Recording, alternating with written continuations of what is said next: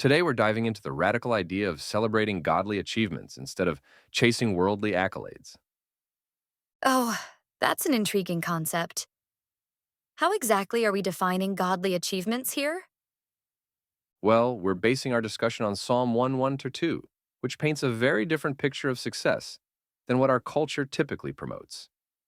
It says, "Blessed is the man that walketh not in the counsel of the ungodly, nor standeth in the way of sinners, nor sitteth in the seat of the scornful.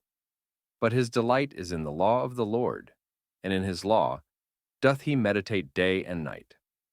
Hmm, that's quite a contrast to our modern metrics of success, isn't it?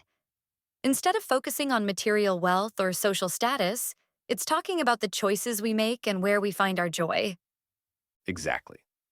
It reminds me of a story I heard recently about a woman named Sarah. On paper, she had it all: a high powered corporate job, a luxury apartment, designer clothes. But she felt empty inside. Then one day, she decided to volunteer at a local homeless shelter. Oh, interesting. What happened? Well, it completely transformed her perspective. She found a sense of purpose and fulfillment in serving others that she'd never experienced in her corporate climb. She eventually left her job to work full time at a nonprofit. And while her bank account took a hit, she says she's never been happier. That's a powerful example of redefining success. It sounds like Sarah found her delight in the law of the Lord by living out the biblical principle of serving others. Absolutely.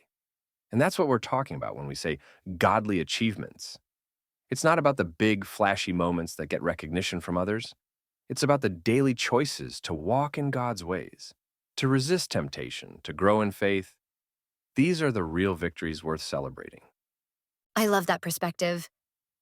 You know, it reminds me of something I read recently about the Hebrew word used for blessed in this psalm.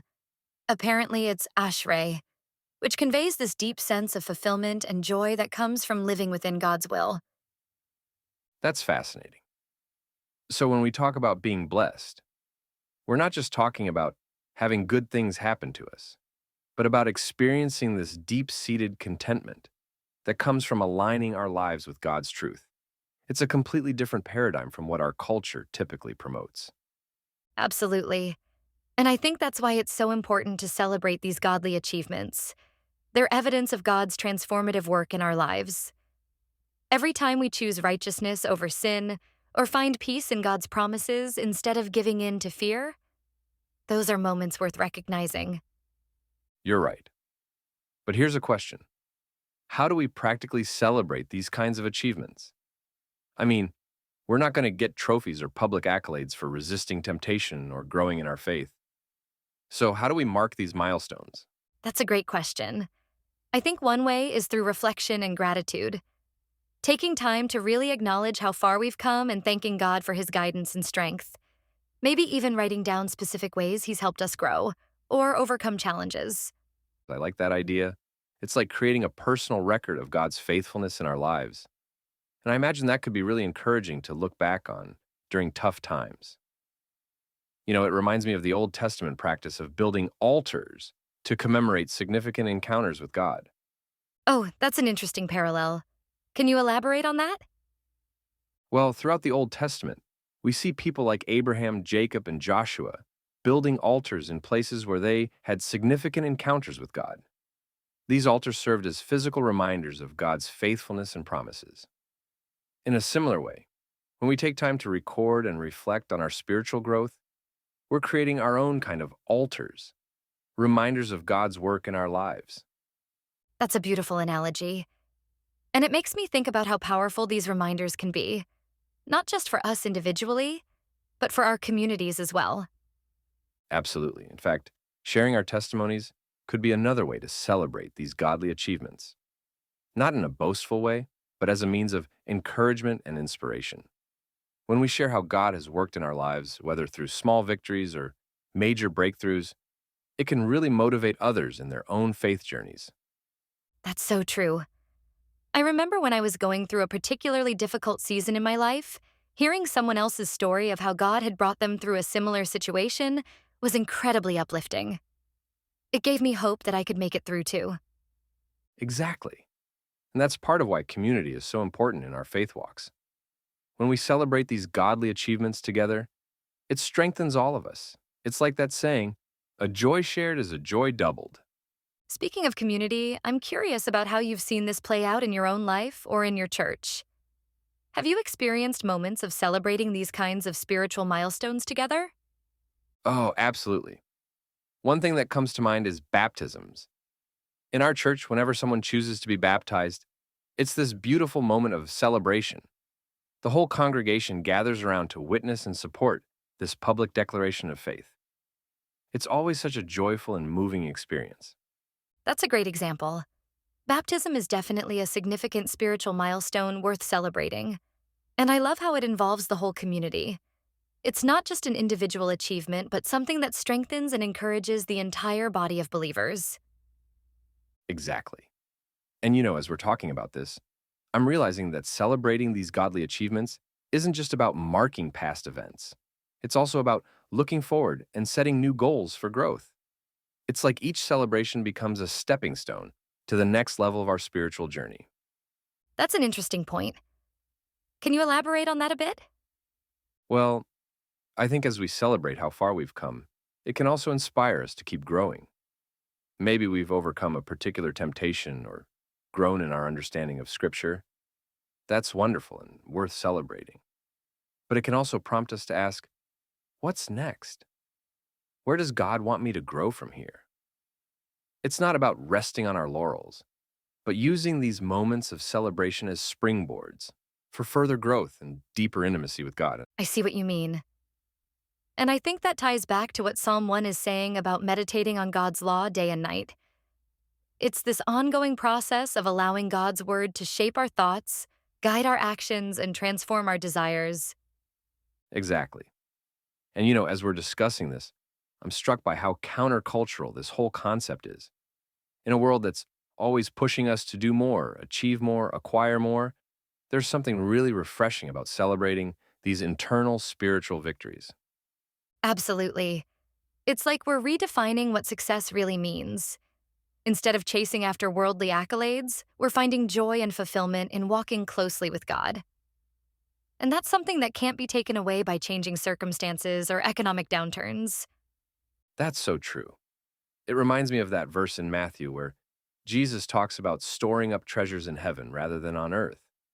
When we celebrate these godly achievements, we're really acknowledging the eternal value of our spiritual growth. And there's a beautiful humility in this approach too, because while we're celebrating growth and progress, we're also recognizing that it's all because of God's grace working in us. That's a great point. It shifts the focus from our own efforts to God's faithfulness. And I imagine that perspective can be really freeing. Instead of feeling pressure to perform or measure up, we can simply delight in God's presence and trust Him to continue His good work in us. Absolutely. This conversation is making me think about how this approach to success and achievement could potentially transform our society if more people embraced it. Imagine a world where people were more focused on growing in character, kindness, and spiritual depth rather than just climbing the corporate ladder or accumulating wealth. That's an intriguing thought. How do you think that would play out in practical terms? Well, I think we'd see a shift in priorities. Instead of working overtime to afford a bigger house or a fancier car, people might choose to spend more time volunteering in their communities or mentoring others. We might see less emphasis on material possessions and more on cultivating meaningful relationships and personal growth. That sounds like it could lead to a more compassionate and connected society. But do you think it's really possible in our consumer-driven culture? It's certainly a challenge, but I believe it's possible. In fact, I think we're already seeing hints of this shift in some areas. There's a growing interest in mindfulness and personal development, for example. And many millennials and Gen Z individuals are prioritizing purpose and work-life balance over traditional markers of success. That's true. I've noticed that trend as well. It seems like there's a growing disillusionment with the idea that material success alone can bring fulfillment. Exactly, and I think that's where our discussion today becomes so relevant. By reframing our understanding of success and achievement through the lens of spiritual growth, we're tapping into something that resonates with this cultural shift. We're offering a perspective that provides genuine fulfillment and purpose. I can see that. But I'm wondering, how can we encourage more people to adopt this mindset? It's one thing for us to talk about it, but how do we put it into practice and inspire others to do the same? That's a great question. I think one key is to be intentional about modeling this approach in our own lives. When we consistently choose to prioritize spiritual growth and celebrate godly achievements, it naturally influences those around us. It's like that quote often attributed to Gandhi: be the change you wish to see in the world. That makes sense. And I suppose sharing our experiences openly, both the struggles and the victories, could also inspire others to reconsider their own definitions of success. Absolutely. And let's not forget the power of community in this process. When we surround ourselves with like minded individuals who are also striving to grow spiritually, it creates an environment that nurtures and reinforces these values. That's so true. It reminds me of Proverbs 27:17. As iron sharpens iron, so one person sharpens another. When we're in community with others who are celebrating godly achievements, it challenges and encourages us to do the same. Exactly. And, as we're wrapping up our discussion, I'm wondering if we could leave our listeners with some practical encouragement. How can they start celebrating these godly achievements in their own lives? Well, I think one simple way to start is by taking a few moments at the end of each day to reflect on where you've seen God at work. Maybe it's a moment where you chose patience instead of anger, or when you felt God's peace in a stressful situation.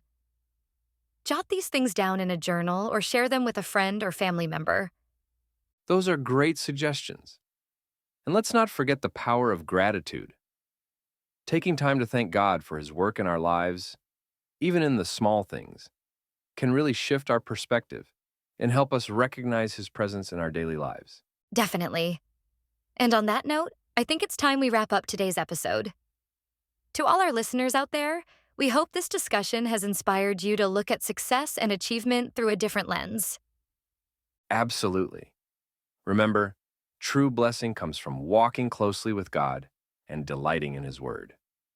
So let's commit to celebrating these godly achievements in our lives, and in doing so, may we find deep joy and fulfillment in our walk with God. Until next time, this is Gen FM signing off.